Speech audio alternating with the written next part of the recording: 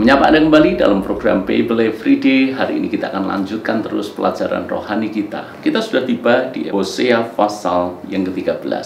Masih tentang Efraim. Efraim ini adalah salah satu suku yang cukup menonjol. Bahkan ketika Anda membaca kitab Hosea, kata Efraim ini sangat sering muncul. Karena Efraim ini menjadi mewakili Israel pada waktu itu. Jadi Anda bayangkan salah satu suku tapi dianggap mewakili seluruh Israel. Inilah Efraim. Di ayat yang pertama dikatakan, apabila Efraim berbicara, gemetarlah orang. Ia diangkat-angkat di Israel, tetapi ia bersalah dengan menyembah Baal sehingga matilah ia. Sekali lagi, Efraim ini berbicara, gemetarlah orang. Berarti Efraim ini luar biasa. Ia diangkat-angkat di Israel, berarti dia menonjol. Berarti dia populer di atas rata-rata. Tetapi rupanya ada masalah dengan Efraim ini. Apa masalahnya? Karena Efraim terlibat dengan penyembahan berhala.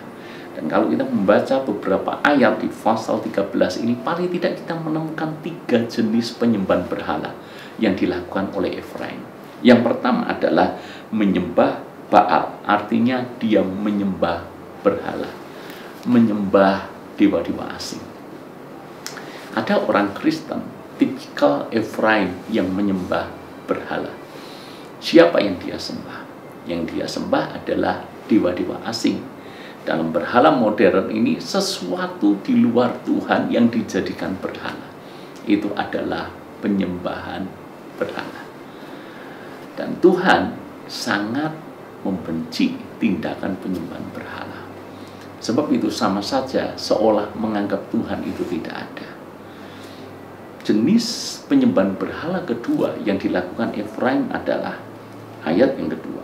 Sekarang pun mereka terus berdosa dan membuat baginya patung tuangan dari perak dan berhala-berhala sesuai dengan kecakapan mereka. Semuanya itu buatan tukang-tukang. Persembahkanlah korban kepadanya, kata mereka. Baiklah manusia mencium anak-anak lembu. Jenis penyembahan berhala yang kedua adalah menyembah ciptaannya sendiri.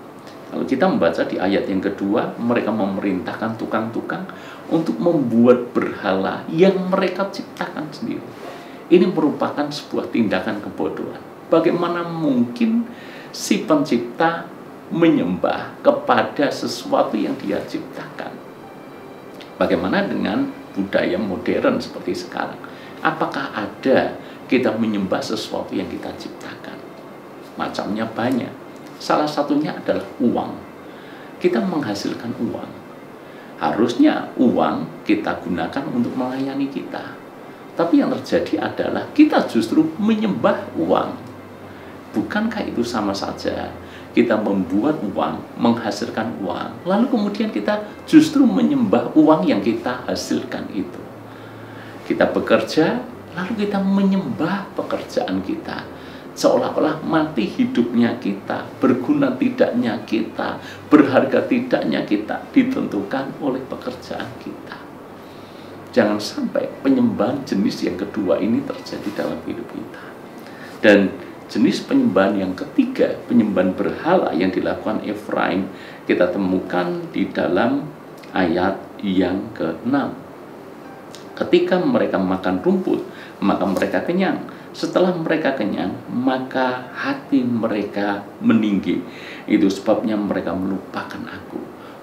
Efraim melupakan Tuhan karena mereka merasa bahwa dia sudah hebat. Hati mereka meninggi. Maka jenis penyembahan berhala yang ketiga adalah menyembah dirinya sendiri, menganggap diri hebat lebih daripada yang lain, mendewakan dirinya sendiri. Ini persis seperti kelakuan raja-raja pada waktu itu. Sebut saja Raja Nebukadnezar. Dia bikin patung, lalu kemudian mengharuskan semua orang sujud menyembah patung yang dia buat itu. Dengan kata lain, Nebukadnezar mencoba meninggikan diri, menjadikan dirinya Tuhan. Ini yang namanya menyembah diri sendiri. Ada 3 jenis penyembahan berhala. Menyembah berhala dalam konteks sesuatu di luar Tuhan, dewa-dewa asing, Dan yang kedua adalah menyembah ciptaannya sendiri. Dan yang ketiga adalah menyembah dirinya sendiri. Apapun bentuk penyembahan berhala, itu adalah sesuatu yang jahat dan keji di hadapan Tuhan. Dan Tuhan tidak akan pernah kompromi dengan segala bentuk penyembahan berhala. Kiranya firman Tuhan hari ini menjadi pengingat buat kita semuanya. Apakah Tuhan menjadi satu-satunya Tuhan dalam hidup kita? Atau jangan-jangan ada sesuatu yang lain yang selama ini kita sembah tanpa kita sadari? Hati-hati, uang bisa menjadi Tuhan dalam hidup kita. Hati-hati, pekerjaan bisa menjadi Tuhan dalam hidup kita, menjadi berhala dalam hidup kita.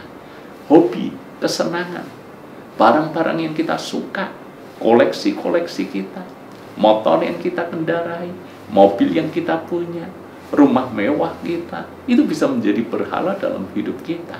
Bahkan diri kita sendiri pun bisa menjadi berhala. Kita menganggap diri kita hebat, diri kita luar biasa, diri kita tinggi, sehingga kita tidak lagi mengandalkan Tuhan. Kita mengesampingkan Tuhan karena menganggap diri kita mampu melakukan semuanya sendiri. Itu pun bentuk penyembahan berhala. Maka pengingat buat kita semuanya melalui kebenaran firman Tuhan hari ini, jangan ada Allah lain dalam hidup kita. Pastikan hanya Tuhan Yesus saja. Tuhan berkati.